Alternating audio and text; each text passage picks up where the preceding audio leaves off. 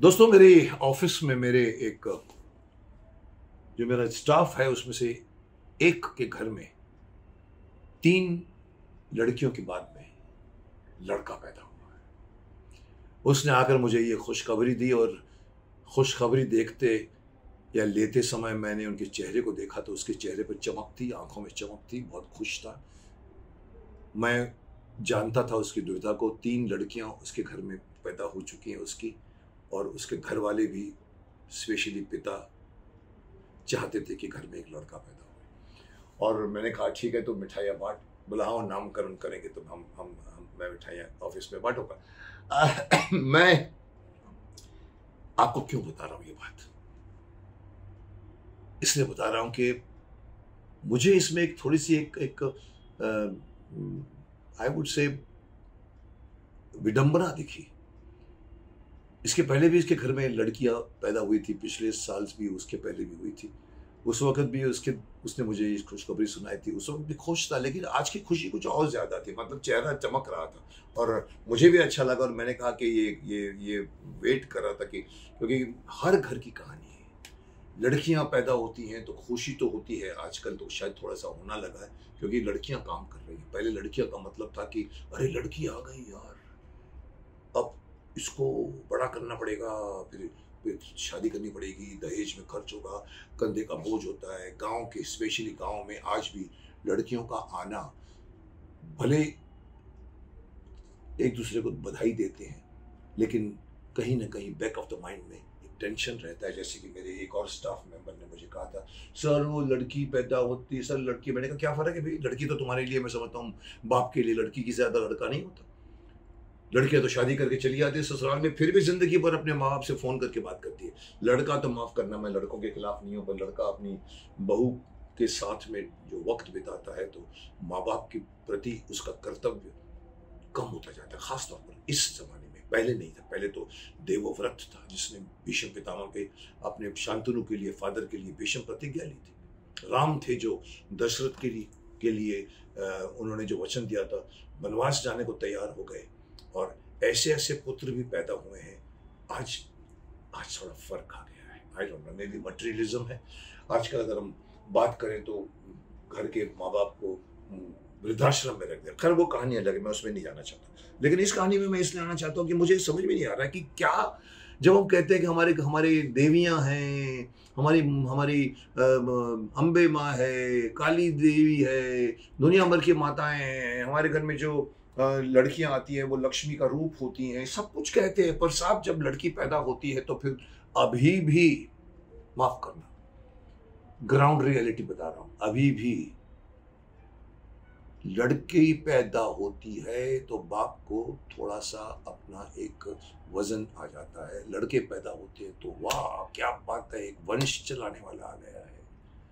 खैर सिर्फ रीजन ये नहीं है, मैं आपको बता दूं, मुझे जो शिकायत है सरकार से भी है और जनमानस से भी है कि लड़की पैदा होने पर आप क्यों नहीं खुश होते और लड़के पैदा होकर क्यों खुश होते हो। मुझे बताया गया था, सर क्या होता है वो जब लड़की बड़ी हो जाती है तो सर उसकी शादी करनी पड़ती है, तो गांव की बता रहा हूँ, वो कुछ 9 लाख रुपए का खर्च आ जाता है। मैंने कहा क्यों भाई? बोला वो क्या है, वो पूरे वो गांव वालों को खिलाना पड़ता है, 200 पूरे गांव वालों को। उसके अलावा सोचिए वो जो बारात लेके आता बोलता है मैं 400 आदमी आ रहे हैं, 200 आदमी आ रहे हैं, उनको खिलाना पड़ता है। फिर बाद में दहेज आती, जिसके ऊपर मैं पॉइंट पे लाना चाहता हूँ, दहेज। उस दहेज के अंदर जो क्या देते हैं, कोई बोलता है फ्रिज होता है, कोई अलमारी होती है, कोई गहने होते हैं, कोई कैश होता है, कोई स्कूटर होता है, और वो देना पड़ता है, सामने से मांगते हैं। तो मैंने कहा लेकिन सरकार ने कानून नहीं बनाया था कुछ साल पहले कि दहेज लेना गुनाह है, जो भी दहेज देगा उसको हम लोग उसको पीछे, सलाखों के पीछे लेके जाएंगे। दंड था, मुझे याद है, आज से पता नहीं 5, 10, 15 साल पहले ये बात मैंने देखी थी और कुछ लोगों को दंड भी दिया था। लेकिन साहब आज भी हर घर में दहेज मांगा जाता है और दिया जाता है। गांव के जो जितने भी जो किसान होते हैं उनके पास पैसे नहीं होते, वो उस दहेज के लिए कर्ज उठाते हैं। जैसे ये 9 लाख की बात कर रहा है, मैंने कहा तुम्हारे पास कहाँ से आएंगे 9 लाख रुपए? आप मना कर दो ना कि नहीं नहीं नहीं नहीं साहब, वो क्या कि वो हमारे पंचायत में फिर वो डिसाइड होता है कि कितने लोगों को आप खिलाओगे गांव के, फिर वो तो ठीक है पंचायत करता है, पर तो जो लड़के का बाप है वो आके उन बैठते हैं हमारे साथ और बोलते हैं हमारे यहाँ से 200 लोग आएंगे, आपको उनको रखना पड़ेगा रात भर, आप उन लोगों को एंटरटेन करना पड़ेगा, आप उन लोगों को खिलाना पड़ेगा, पिलाना पड़ेगा। मैंने तो सुना बिहार में तो गन लेके आ जाते हैं और बारात में गन चलाते हैं। ये सब का बोझ किसके ऊपर पड़ता है? लड़की के बाप के ऊपर। मैं सवाल ये पूछना चाहता हूँ, पहले तो खैर छोड़िए, मैं इसके एक मॉरल बात करना चाहता हूँ कि क्यों एक बाप का, लड़के का बाप बोलता है कि अरे भाई मेरा लड़का इतना पढ़ा हुआ है, उसकी पढ़ाई पर इतना खर्च हुआ है, अब आपकी लड़की के आप हम रिश्ता तोड़ रहे हैं तो आपको वो सब खर्चा देना पड़ेगा। अरे भाई क्यों? बाप का कर्तव्य नहीं है बेटे को पढ़ाना लिखाना बड़ा करना? और वो लड़की का बाप क्यों आपको देगा? लड़की से आप किस मुंह से मांगते हो? एक तो आपने उनकी लड़की को मांग रहे हो, लड़की बेचारी घर छोड़कर तुम्हारे पास आ रही है, इससे ज्यादा आपको क्या चाहिए? क्यों डिमांड करते हो? यही बात, मेरा पॉइंट नंबर 1 ये है कि क्यों लड़के के बाप डिमांड करते हैं लड़कियों के बाप से कि हमारे लड़के ने फॉरेन में पढ़ाई की है, हमारे लड़का ने इतना पढ़ा है। अरे साहब, आप शादी कर रहे हैं या आप अपने लड़के को बेच रहे हैं? लड़के के खर्च लड़की की मांग आप क्यों उठाएंगे? जिंदगी भर उन्होंने लड़की को बड़ा करके दिया, उनका कर्तव्य था, उनको आपको दे रहे हैं, ये भी आपका कर्तव्य है कि बहू को बनाकर आप उसको घर में रखिए। लेकिन साहब, हकीकत कुछ और है जिसकी मुझे शिकायत है। ये शिकायत मुझे हर बेटे के बाप से है कि प्लीज काइंडली स्टॉप। देश कभी सुखमय नहीं होगा। एक तरफ हम कहते हैं देवी देवियां हैं हमारे यहाँ पर, पूजा करते हैं आपको, और दूसरी तरफ घर में लड़की आने को बोझ समझते हैं। मत कीजिए। लेकिन साहब, मेरे हाथ में भी नहीं है ये, मैं समाज के हर तबके के हर आदमी को नहीं कह सकता कि ऐसा मत करो। शक्तिमान बन के भी अगर वो कोशिश करे तो भी घर घर में जाके उसको स्टॉप करना पड़ेगा। ये सरकार की जिम्मेदारी है। सरकार क्यों नहीं निभाती? दहेज गुनाह है तो दहेज को देने वाले को दंड क्यों नहीं दिया जाता? मैंने पूछा इन गांव वालों को जो मेरे यहाँ काम करते हैं, बोला नहीं सर, वो क्या है कि सर वो फिर क्या होगा कि सर वो लड़की को वो लोग तंग करेंगे। तो इसका तो कोई इलाज मेरे पास भी नहीं है, सरकार के पास भी नहीं है, हर घर में चेक तो नहीं कर सकता।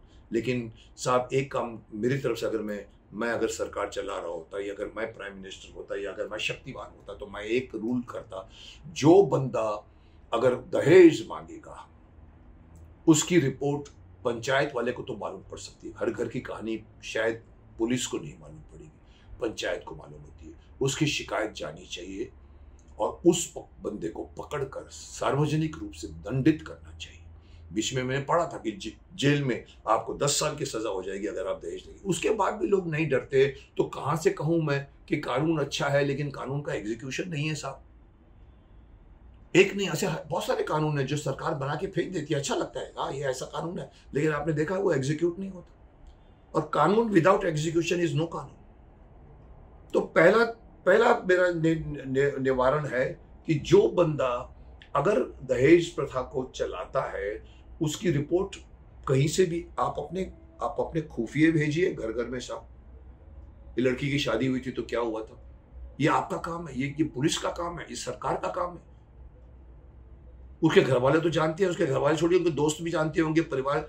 जिस दिन ये खौफ पैदा करोगे उस दिन दहेज की प्रथा, हो सकता है 1 2 3 4 5 6 10 लोगों को आपने सजा दी तो लोगों में खौफ फैल जाएगा, किसी की हिम्मत नहीं होगी दहेज मांगने की। पर वो करके दिखाइए।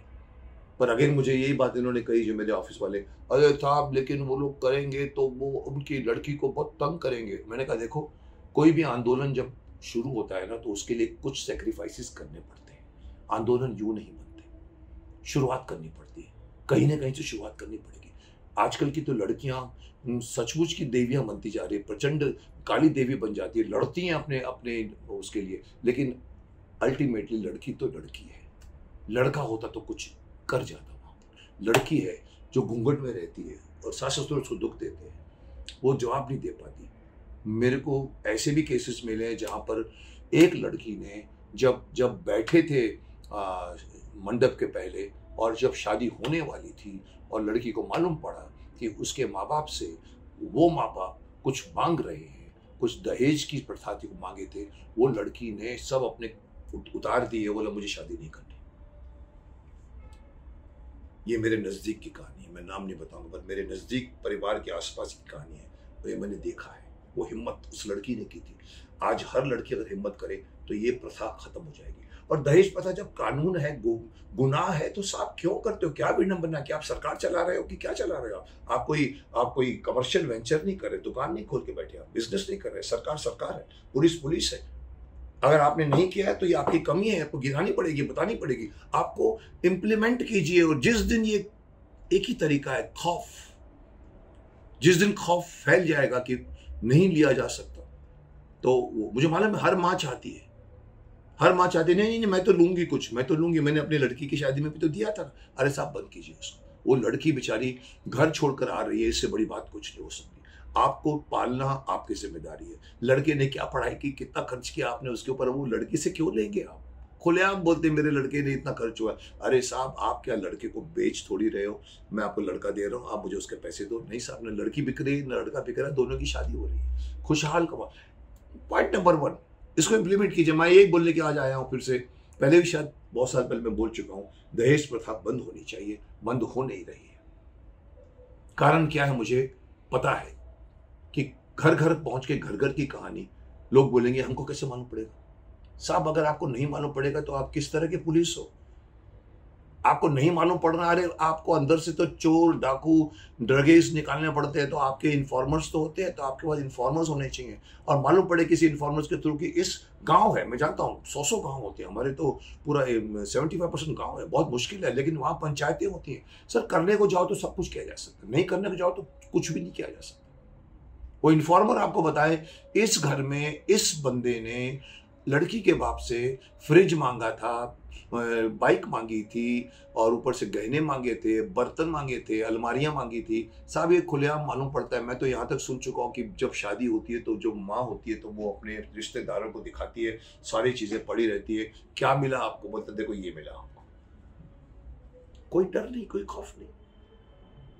क्यों लड़की के बाप के ऊपर इतना प्रेशर डालते हो कि बेचारा लड़की पैदा होने पर स्माइल नहीं करता है, दिखावे की स्माइल करता है। बैक ऑफ द माइंड नहीं होगा 9 लाख रुपए खर्च हो जाएंगे।